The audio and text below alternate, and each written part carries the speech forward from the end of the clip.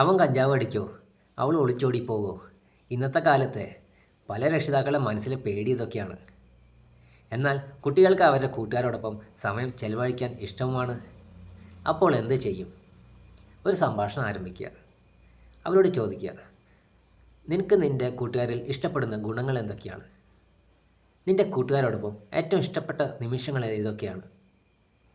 നിനക്ക് ഇഷ്ടപ്പെടാത്ത കാര്യങ്ങൾ നിൻ്റെ കൂട്ടുകാരെ നിർദ്ദേശിച്ചാൽ നീ എങ്ങനെ ആ സാഹചര്യം നേരിടും?